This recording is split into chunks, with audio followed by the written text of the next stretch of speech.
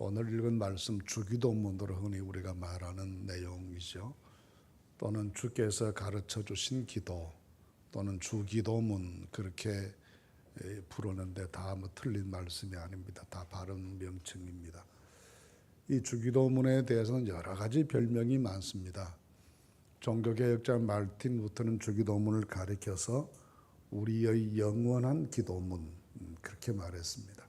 모든 성도들이 이 세상의 교회가 존속하는 동안에 영원히 기도해야 될 내용이 이 말씀이다라고 하기도 했고, 우리 장로교회의 선생 깔뱅 선생은 우리 관구할 모든 것이 다 농축되어 있는 기도문이다 그렇게 말했습니다.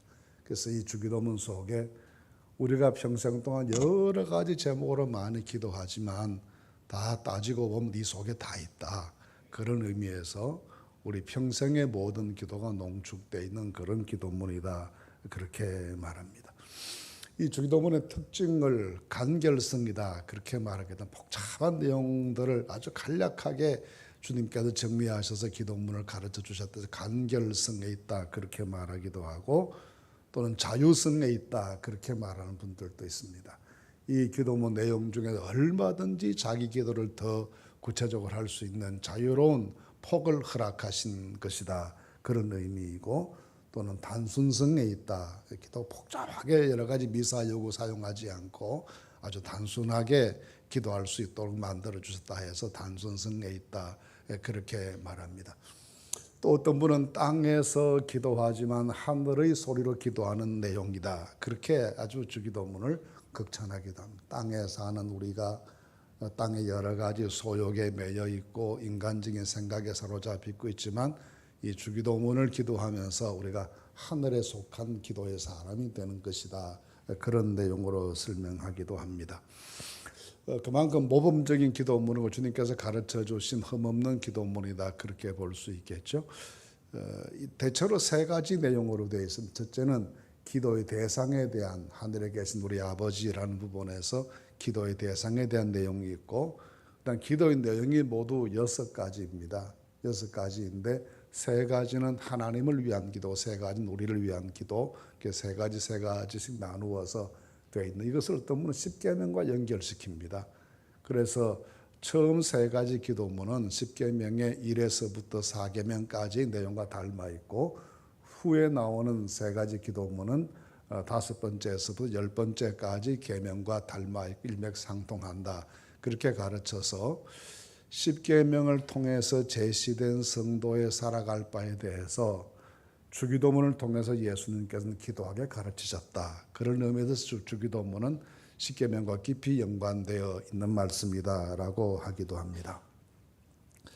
그러면서 이 말씀을 주시면서 예수님께서 너희는 이렇게 기도하라 하는 말씀을 하시면서 주기도문을 쭉 이렇게 가르쳐 주셨어요. 누가복음에 따르면 예수님의 제자들이 예수님께 가서, 요한은 자기 제자들이 기도를 가르쳐 주는데 왜 선생님은 기도를 가르쳐 주시지 않습니까? 우리에게 기도를 가르쳐 주십시오. 그랬더니 예수님께서 하신 말씀이 이 주기도문이다라는 것을 누가복음에는 그렇게 밝혀줍니다. 그래서 이렇게 기도해라, 기도를 구하는 사람들이 이렇게 기도해라 그렇게 말씀하셨는데, 이렇게 기도해라는 말씀의 뜻이 우리가 좀 잘 헤아려 새겨 보면 좋겠습니다. 이렇게 기도라는 말씀이 이 내용을 문자적으로 하늘에 계신 하는 그 말씀부터 시작해서 아멘에 이르기까지 그대로 반복해서 주문을 외우듯이 하면 된다는 뜻이냐, 아마 그런 뜻은 아닐 거예요. 신앙생활이 이방 종교에 사는 것처럼 주문을 외우듯 하는 것으로 신앙생활을 한다고 할 수는 없고, 또 그것이 기도라고 말할 수도 없는 것이죠. 똑같은 말을 반복하고 반복하는 것만으로 되지는 않습니다. 흔히 우리 같은 기독교 안에서도 정해진 기도문을 만들어 놓고 그 기도만 반복하도록 하는 교파들이 있죠. 대체로 이제 좀 더 포멀한 예식을 중요하게 생각하는 교단들이 그렇게 기도하는, 그렇게 하는 것은 중언부언하지 말라는 주님의 가르침을 따라서 기도의 여러 가지 인간적인 복잡한 맞지도 않는 말을 막 함부로 말하지 않게 하기 위해서 그렇게 교회가 기도문을 심사해서 정해놓고 그런 기도문을 하게 하는 것도 의미가 있는 것이지만 자칫하다 보면 문자에 얽매이기가 쉽죠. 그래서 여기서 이렇게 기도하라는 말씀은 이 정신으로 기도해라, 또는 이런 순서로 기도해라, 또 이런 내용으로 기도해라 하는 그런 말씀이어서 단순히 이 말씀을 문자적으로 암송하는 것만이 능사는 아니다는 것을 우리가 먼저 전제하고 생각해야 되겠습니다. 주문을 외우듯이 중얼중얼 그렇게 주문을 외우듯이 하는 것은 신앙의 고백과는 별 관계가 없고 영적으로 우리 스스로에게 감동이 오지도 않는 것입니다. 문자적으로 암송하는 데 의미가 있다기보다는 그 뜻을 되새기고 정신이 뭔가를 깨닫고 이런 내용들이 기도에 포함되어야 된다는 것을 인식하고 우리 기도 생활의 표준으로 삼아야 되겠다는 말씀을 합니다. 먼저 보시면 이렇게 말씀합니다. 이렇게 기도하라 하신 다음에 하늘에 계신 우리 아버지요. 기도는 먼저 하나님과의 만남이 우선 순서입니다. 우리가 무슨 대화를 나눌 때 상대방이 아무도 내 앞에 실체가 없는데 혼자 복대하는 것이 대화가 아닌 것처럼 기도도 하나님을 상대해서 드리는 말씀이기 때문에 하나님을 먼저 부르는 것입니다. 그런데 하나님을 부를 때 하나님을 이 말씀에서는 하늘에 계신 우리 아버지, 그렇습니다. 하늘에 계신다는 말이 있고 우리라는 말이 있고 아버지라는 말이 있습니다. 하늘에 계신다라는 건 초월적인 존재라는 의미이죠. 이 말이 또 말 그대로 하늘에만 계시고 땅에는 안 계시는 그런 하나님이다. 그렇게 해석하면 또 잘못된 해석이겠죠. 하나님이 어디나 계시는 분이시지만 그 하나님은 우리가 우러러 바라보아야 될 경외의 대상이 되신 하나님, 높고 높은 영광 중에 계신 하나님, 그런 의미에서 하늘에 계신 하나님이지 장소적으로 하나님께서 하늘에는 계시고 땅에는 계시지 않고 그런 의미로 해석하면 잘못된 것이 될 수가 있습니다. 하늘에 계신다라고 하는 것은 인간과 차원을 달리하는 초월적인 존재이시고 우리가 항상 우리를 경외하고 항상 그 은혜를 사모해야 될 경모의 대상이 되시는 높으신 하나님, 그런 뜻으로 볼 수가 있습니다. 그래서 하늘에 계신이라고 했습니다. 그럼 우리라고 했습니다. 우리라고 하는 말은 나만의 하나님이 아니시다는 거죠. 신앙생활을 자칫하면 굉장히 독선적이 되기 쉽습니다.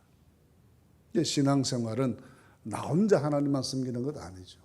우리 모두가 하나님 섬기는 사람들이고 그런 의미에서 그리스도 안에 있는 모든 사람들 우리 다 형제 자매로 생각해야 되고 한 교회만이 아니라 이 지역 교회를 넘어서서 또는 교파를 초월해서라도 이 지구상에 예수님을 그리스도로 믿는 모든 사람들이 다 형제라는 이 생각으로 우리가 우리라는 말을 사용하는 것입니다. 그래서 주님께서는 우리 아버지다라고 하셨습니다. 그래서 내 아버지, 너희 아버지, 내 하나님, 곧 너희 하나님, 그렇게 말씀하기도 하셨죠.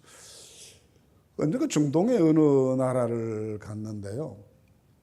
택시를 tas는데 뒤에 그 시리아에서 오신 분이 같이 이제 뒷자리에 타셨는데 이렇게 가면서 저한테 물어요. 어느 나라에서 온 사람이냐? 그래서 한국에서 왔습니다. 그랬더니 그분이 질문하기를 아주 묘한 질문을 하셨어요. 한국에 예수님을 그리스도로 믿는 사람들이 많다는데 사실이냐? 그 질문이 너무너무 좋아서 그냥 예수 믿는 사람 많다는데 크리스찬이 얼마나 그렇게 묻지 않고 예수님을 그리스도로 믿는 사람이 많다는데 사실이냐? 너무 반가워서 질문이 좋아서 아주 많습니다. 그랬더니 얼마나 됩니까? 그래서 more than 10 million 1,000만 명이 넘습니다. 그때 와우 하고 이제 두 분이 네 분이 같이 놀라서요. 그럼 저한테 두 번째 질문을 하십니다. 그럼 너도 예수님을 그리스도로 믿느냐? 그래서 제가 저도 예수님을 그리스도로 믿을 뿐만 아니라 한국에 있는 장로교회 목사입니다. 그랬더니 두 내분이 돼서 갑자기 할렐루야 그러시는 거예요. 나중에 알고 보니까 그분들 시리아 정교회 신자였어요. 근데 시리아 정교는 우리처럼 할렐루야 아멘 이런 걸 잘 안 하고 이런 성호를 많이 이렇게 하는 그런 교단이죠. 정교회니까요. 근데 이름을 알아요, 성을 알아요. 제가 누군지도 모르는 분들인데 단지 한 가지 복음을 전하는 전도자를 택시 안에서 만났다는 것 때문에 너무 좋아서 또 우리 할렐루야 하는 거예요. 이게 우리 아버지를 믿는 사람들입니다. 그런데 우리는 다 독선적인 신앙의 생각을 버리고 이 지구상에 있는 모든 예수 그리스도를 구주로 고백하는 사람들이 예수님만이 우리 주님이시다라고 믿는 사람들이 다 형제요 자매여서 함께 우리 아버지를 부르는 사람들이다. 그 믿음을 가지고 기도하자, 그런 말씀입니다. 그런데 그 하늘에 계신 우리하고 그다음 아버지라고 했어요. 아버지에 대해서는 지난 시간에 좀 설명을 드렸습니다. 아버지는 창조주를 의미하기도 하고, 아버지는 어떤 경우에도 파괴될 수 없는 관계를 가지신, 나와 그런 관계를 가지신 분임을 의미하기도 하고, 아버지는 어떤 의미는 동질성, 동등성 이런 것을 의미하기도 한다, 그런 말씀을 드렸습니다. 그런 의미에서 이 하늘에 계심이 상당히 초월적인 하나님을 설명한다라고 하면, 아버지는 굉장히 또 현실적인 내 삶 속에 계시는 그런 친밀한 아버지를, 하나님을 소개하는 것이, 하나님은 양면성을 항상 가지고 있습니다. 우리와 상대할 수 없는 엄미한 거룩함 중에 거하시는 아주 높고 높으신 초월적인 하나님이시면서 동시에 내 삶 깊이에 계시면서 아버지처럼 가까이 하시는, 현재 내 삶에 내재해 계시고 나를 사랑하시고 나와 끊어질 수 없는 관계 속에 계시는 그 하나님이 우리 하나님이시다는 것입니다. 그래서 기도할 때 하늘에 계신 우리 아버지하고 그 하나님 먼저 부르는 것이 도리이다라고 생각. 굉장히 단순하죠. 설명은 복잡하게 했지만 내용은 하늘에 계신 우리 아버지 단순하지 않습니까? 기도하실 때 간단하게 그렇게 단순한 신앙 고백은 하나님을 찾는 것이 가장 먼저 대화의 전제 조건이 상대가 앞에 계셔야 되는 거니까 하나님을 모셔드리는, 불러드리는 그런 과정입니다. 그 다음 하시는 말씀이, 그 다음부터는 기도의 내용이 이제 6가지가 나오는데, 좀 전에 말씀드린 것처럼 앞에 3가지는 하나님을 위한 기도고 뒤에 3가지는 사람을 위한 기도인데, 앞에 3가지 기도를 본 첫째 내용을 보시면, 이름이 거룩히 여김을 받으시오며 그랬습니다. 이름이 거룩히 여김을 받으시오며. 이 말은 하나님 당신이 당신 이름을 거룩하게 하십시오, 그런 말이 아니라 우리를 통해서 하나님의 이름이 거룩하게 되게 해 주십시오, 그런 말입니다. 그런데 의문이 생겨요. 사람이 하나님을 거룩하게 만들 수가 있습니까? 하나님께서 우리를 거룩하게 만들어 주시는 분이시지 우리가 어떻게 하나님을 거룩하게 만들 수 있겠습니까? 또 기본적으로 하나님께서는 거룩하신 하나님이십니다. 그러니 우리가 하나님을 거룩하게 만들도록 해달라는 기도가 그 내용이 무엇인지 정확하게 우리가 잘 드러나지 않는 기도 내용이죠. 성경에 보시면 하나님은 항상 거룩하신 하나님으로 소개해요. 그리고 내가 거룩하니 너희도 거룩하라, 그렇게 명령하기도 하십니다. 항상 하나님은 거룩함 가운데 거하시는 거룩하신 하나님으로 소개되기도 합니다. 그런데 우리로 하여금 이름이 거룩히 여김을 받으시오며라고 해서 수동태로 표현했기 때문에 하나님은 그냥 계시는데 우리를 통해 하나님이 거룩하게 되게 그렇게 기도한다는 것이 자칫 생각하면 우리가 하나님을 거룩하게 만들어야 된다는 말인가라는 의문이 생길 수도 있습니다. 이 말씀은 제가 느끼기에는 우리의 삶을 통해서 하나님의 거룩함이 드러나지고 선포되게 해주십시오라는 겁니다. 하나님은 원래 거룩하신 분이세요. 우리가 보태드려야 하나님 거룩이 완성되는 분이 아니십니다. 본래 온전히 거룩하신 분이십니다. 그런데 그 온전히 거룩하신 하나님의 영광과 권능과 그 모습이 우리를 통해서 드러나게 해주십시오라는 기도가 이름이 거룩히 여김을 받으시오며라는 뜻입니다. 여러분 한 분 한 분 우리 모두 또 교회의 역할과 책임 감당과 활동의 모든 것을 통해서 이방 사람들에게 하나님의 거룩하심이 드러나 보이도록 살아가고 활동하고 하는 이런 역사가 이루어지도록 구하는 기도가 이름이 거룩히 여김을 받으시오며입니다. 이 이름이라는 단어도 단순히 하나님의 이름만 드러나면 되겠습니까? 이름이라는 말 속에는 하나님의 본질, 하나님 그 자신, 이 하나님께 대한 모든 것이 포함된 것을 이름으로 표현했습니다. 하나님의 모든 모습이, 그 거룩하신 모습이 세상에 밝히 드러나질 수 있도록 그렇게 구하라는 말씀입니다. 두 번째는 나라가 임하옵시고 했습니다. 나라가 임하옵시고. 이 나라는 왕이 다스리는 왕국을 나라라고 그러죠. 왕이 다스리는 나라가 곧 왕국입니다. 세상에는 여러 가지 왕국이 나라가 존재해요. 폭군이 지배하는 전제 군주 국가와 같은 그런 나라도 있을 수가 있고, 민주주의 국가는 또 사람의 말이 너무 많아요. 사람이 너무 말이 많아가지고 어느 말이 정말 옳은 길인지 알 수 없을 만큼 사람의 논리가 너무 복잡하고 무성한 그런 오늘 우리가 흔히 살아가는 민주주의 국가일 수도 있고, 그런 반면 하나님의 나라는 전능하신 하나님께서 당신의 정의와 사랑과 권능으로 다스리시는 영적인 하나님의 나라입니다. 그래서 예수님께서는 내 나라는 여기 속한 게 아니다 그렇게 말씀하셨습니다. 그 나라는 땅에 있는 나라도 아니고 세상 권수를 지배되는 그런 나라도 아니고 성령의 다스림 속에서 이루어지는 하나님의 사랑과 정의가 실천되는 세계 모두를 다 하나님의 나라라고 했습니다. 예수님께서 한번 그렇게 말씀하셨어요. 귀신 쫓아내시는 병 고치는 일을 하시고 난 다음에 이 일이 성령으로 이루어진 것이면 하나님의 나라가 이미 너희 가운데 임했다.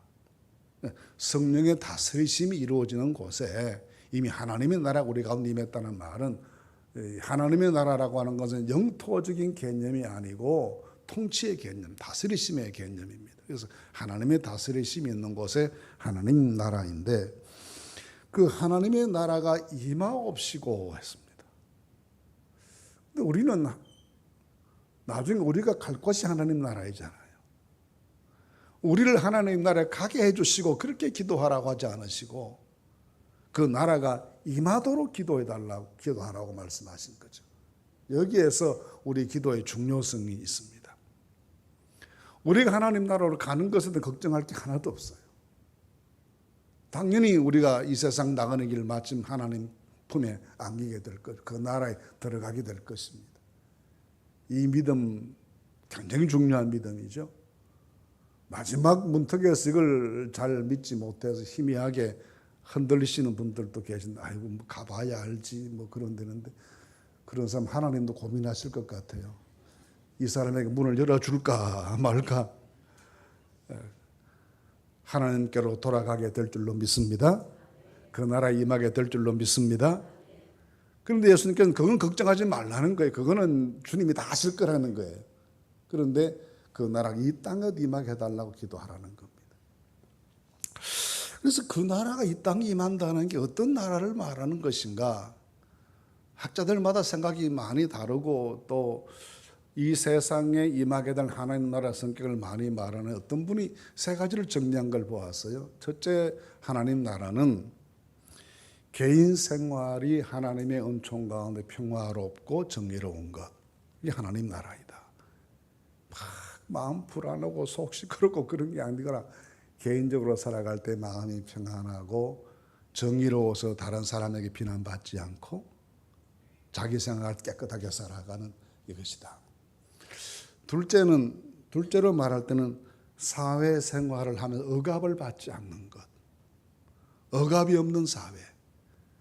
누가 누구를 막 폭력으로 막 억압을 하거나 가졌다고 없는 사람 무시하거나 그런 것이 아니라 억압이 없는 사회. 셋째는 나라와 나라 사이에 침략이 없는 국제관계. 이런 나라가 되도록 기도하는 것이 주기도문의 기도 아닐까라는 제안을 하는 글을 본 적이 있습니다. 굉장히 중요한 것이라고 봐. 개인적으로 마음의 불안이나 근심이나 걱정이 없는 평화가 정의가 있고, 사회생활하면서 억압을 당하지 않은 공정함이 이루어지게 되고, 나라와 나라 사이 힘 있는 나라가 다른 나라를 침략하고 약한 나라 백성들은 고통당하고 노예가 되고, 이런 것이 침략이 없는 국제관계. 이것을 하나님 나라가 이 땅에 이루어진 하나의 모습이다 그렇게 말했는데, 또 그것만 가지고 되는 건 아니지 않겠어요? 그것만 가지고 되는 것은 아니죠. 예수님께서 원하신 하나님 나라는 그런 인간적인 질서 속에서 공정한 평화로움이나 그것만 가지고 되는 것이 아니라 모든 나라가 하나님을 왕으로 모시는 나라. 하나님께서 모든 나라 가운데 실제 주님으로 임재하시는 나라. 하나님으로 자기 주인 삼는 나라. 이런 신앙적으로 하나님께 돌아오는 그런 나라들을 가리켜 이런 나라가 이루어지기 위해 기도하라 했습니다.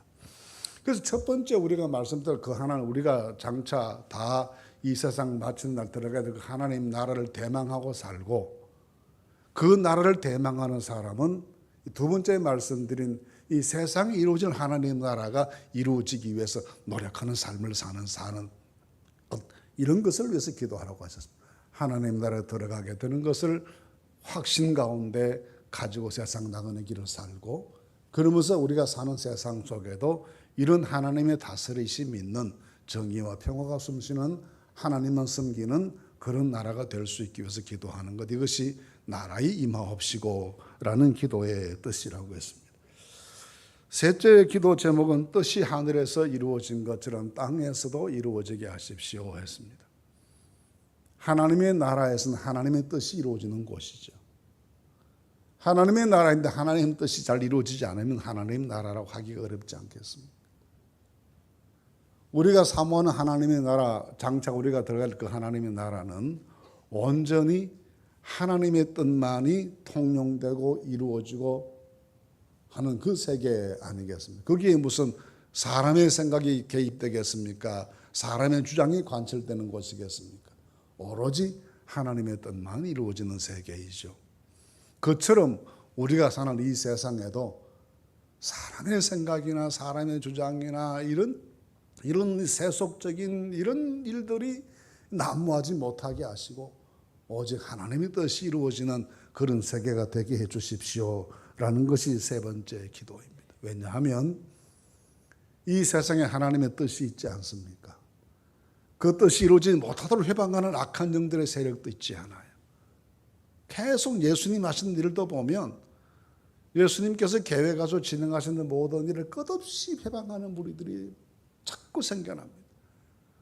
그런 모든 회방과 모든 장애물들 다 딛고 예수님께서 마지막에 다 이루었다 하십니다. 그처럼 이 세상에 어려운 일들이 많지만 그 모든 난관들을 다 극복하고 주님의 뜻이 하늘 위에서 이루어진 것처럼 이 땅 위에서도 이루어지도록 기도하라는 것입니다. 다음 세 가지는 이제 사람들을 위한, 우리를 위한 기도인데, 첫 번째 기도가 오늘 우리에게 일용할 양식을 주시고라는 겁니다. 그 일용할 양식이 영적인 양식이냐 육신적인 양식이냐 그러는데, 여기서 말씀하시는 분명히 육신의 양식을 말씀하시는 것 같아요. 예수님 육신 문제에 대해서 많은 관심을 가지셨습니다. 배고픈 사람들이 모이실 때 오병이어로 기적을 만들어 떡을 먹이기도 하시고, 병든 사람 병을 고쳐주기도 하시고, 육신적인 필요, 육신적인 이런 문제들에 대해서 예수님께서 무심한 게 아니셨어요. 안타깝게 여기시고 불쌍하게 여기시고 환자들은 치료하시고 배고픈 사람들은 먹이시면서 이런 기도를 말씀하셨습니다. 오늘 우리에게 일용할 양식을 주시고, 여기서 중요한 것은 오늘 일용할 양식입니다.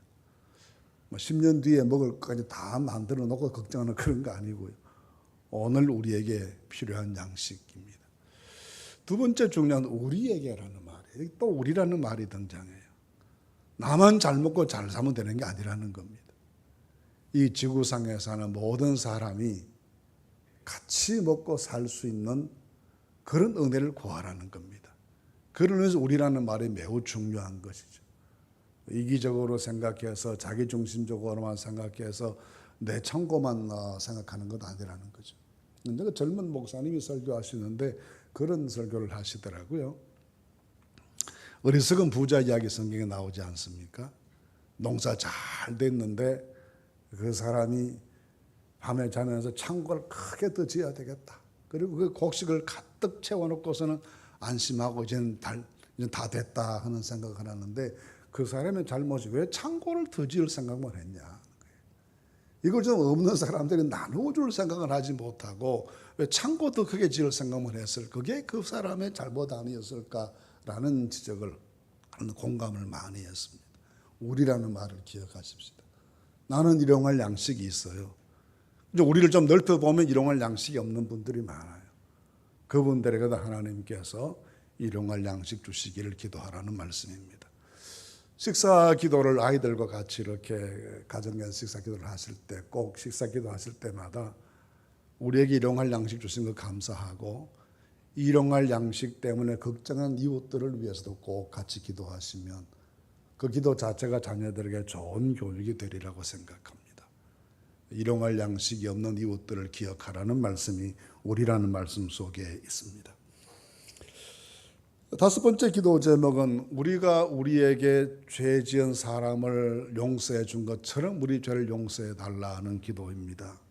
새로 번역된 것은 우리가 우리에게 잘못한 사람을 용서해 준 것처럼, 죄는 하나님께 짓는 것이고 사람에게 한 것은 잘못이기 때문에 이 죄라는 말을 같은 영의 데프트라는 부채라는 말인데요, 그렇게 번역을 좀 다르게 했죠. 우리가 우리에게 잘못한 사람을 용서해 준 것처럼 우리 죄를 용서해 주십시오라는 이 말을 곰곰이 생각해 보면, 하나님 믿고 살아가는 사람은 다른 사람이 내게 대해서 잘못하는 걸 너무 생각하지 않고 살아야 된다는 거예요. 그거 너무 신경 쓰지 말고 살아야 된다는 거예요. 오히려 내가 하나님께 지은 죄를 더 집중적으로 생각하고 그걸 더 가슴 아파하고 그걸 더 깊이 하나님께 회개해야지, 다른 사람이 내게 행한 사소한 것들을 너무 마음에 두고 곱씹고 이걸 어떻게 갚아야 되나 생각하고 그런 생각하고 살지 말라는 거예요. 그래서 우리가 우리에게 잘못한 사람을 용서해 준 것 같이라는 거죠. 이 사상은 예수님께서 굉장히 중요하게 가르치셔서, 오늘 주기도문 끝부분에 보시면 똑같은 말씀하시거든요. 제일 마지막 우리가 오늘 읽었습니다. 14절 15절 말씀 보시면, 너희가 사람의 잘못을 용서하면 너희 하늘 아버지께서 너희 잘못을 용서하시려니와 너희가 사람의 잘못을 용서하지 아니하면 너희 아버지께서 너희 잘못을 용서하지 아니하시리라. 5장 23절 24절 말씀도 같은 말씀하시고 18장 35절에서도 같은 말씀을 하세요. 그래서 하나님께 용서를 구하고 살아가야 될 우리가 평생 용서를 구하고 살아가야 될 사람들이잖아요, 우리가. 그러면서 그 용서를 구할 수 있는 기본적인 마음 자세를 다른 사람의 허물을 마음에 간직하지 않고 사는 것. 주님께서 내 죄에 대해서 잊어버리셨다고 말씀하신 것처럼 나도 다른 사람들의 허물에 대해서 잊어버렸다라고 생각하는 것. 언젠가 어느 교회 이야기를 제가 들었는데요. 권사님이 돼야 될 집사님 투표만 하면 안 되고 그러는 거예요. 그래서 나중에 알아봤더니 크지 않는 교회인데 다른 어느 가정에서 몽땅 이 집사님이 권사되는 것에 대해 반대를 하신다는 거예요. 그래서 왜 그러냐 그랬더니 그 집 부인이 권사될 때 이 집에서 안 찍어줬다네요. 그리고 그 집은 벌써 권사님 돼가지고 오랜 세월이 지났어요. 그랬는데도 우리 집 사람 권사 투표받을 이 집에서 안 찍어줬으니까 너 집 되나 봐라고. 그게 무슨 신보가 그래가지고 천당 가겠어요. 정말 천당 문 앞에서 검사를 많이 받을 것 같아요. 그렇게 살아서는 안 됩니다. 내가 하나님께 지은 죄는 가슴 아프게 생각하고 두고두고 회개할 일이고, 다른 사람의 크고 작은 허물들에 대해서는 개념치 않는 그 중심을 주님께서 원하시는 거죠. 내가 너희를 용서하는데 너희도 서로 용서하고 살아가야 되지 않겠냐라는 말씀입니다. 이 중심이 꼭 함께 하시게 되기를 바랍니다. 내 죄는 깊이 회개합시다. 다른 사람 허물은 잊어버리십시다. 그 다음 마지막 6번은 시험에 들지 말게 하시고 악에서 구하십시오라는. 시험에 든다는 말은 범죄의 위험에 가까이 가 있다는 뜻입니다. 시험을 당하는 자체가 죄 짓는 건 아니에요. 예수님도 시험 받으시잖아요. 시험 당하는 사람은 범죄에 가까이 가 있는 사람입니다. 그걸 위험성이 농후한 상태를 말해요. 근데 거기서 더 진행되지 않게 해달라는 겁니다. 시험에 들지 않게 해주시고 라는 말씀입니다. 하나님이 아브라함을 시험하시는데 아브라함이 불순종할 수 있는 지경까지 가잖아요. 근데 불순종하지 않죠. 시험은 받았지만 시험 때문에 죄를 짓지는 않습니다. 히브리서 4장 말씀 보시면 예수님께서 우리와 똑같은 시험은 당하시지만 죄는 짓지 않으셨다고 하셨어요. 시험은 우리 모두에게 늘 있는 겁니다. 근데 그 시험에서 승리해야지 시험에서 범죄를 연결되면 안 된다는 것이죠. 그래서 시험에 들지 않게 해주시고, 그리고 나서 하시는 말씀이 시험에 들지 않는 것 대신에 다만 우리를 악에서 건지시옵소서. 이 다만이라는 말을 다른 말로 말하면, 우리말로 다만이라고 그러니까 유일하게 뭐 그런 뜻인데, 그런 뜻이 아니고 도리어 그런 뜻입니다. 우리를 시험에 방치하지 않으실 뿐만이 아니라 도리어 악에서 건져 주십시오. 여러분, 날마다 악에서 건진받는 축복이 있으시기를 바랍니다. 악에서 건진받는 것은요, 우리 스스로도 조심해야 되는 것이죠. 악한 것에 가까이 가지 않는 것도 방법입니다. 또 이단과 같이 악한 것과는 싸우는 것이 답입니다. 또 어떤 의미에서 우리가 신앙적으로 다른 사람들 핍박받고 모욕당하고 환난을 당할 때는 혈기와 육신으로 대응할 수가 있겠습니까? 참고 견뎌야 악에게 지지 않는 것이죠. 그때 혈기와 분노로 같이 대응하면 우리가 또 똑같이 악하게 되는 것이지 않습니까? 그래서 시험에 들었을 때, 시험이 우리에게 다가왔을 때 시험 때문에 범죄하지 않는 사람이 되게 해주시고, 그런 일을 당할 때 악한 자리에서 우리를 건져내 주십시오라는, 시험이 범죄로 이어지지 않게 해달라고 간구하는 그런 내용의 기도입니다. 그리고 난 맨 마지막으로 나라와 권세와 영광이 영원히 아버지께 있습니다라는 말은 이 세상 모든 것의 주인이 하나님이십니다. 하나님만 영광 받으십시오. 하나님께서만이 모든 것의 모든 것이십니다 라고 하는 하나님께 대한 송영의 내용으로 주기도문을 마무리합니다.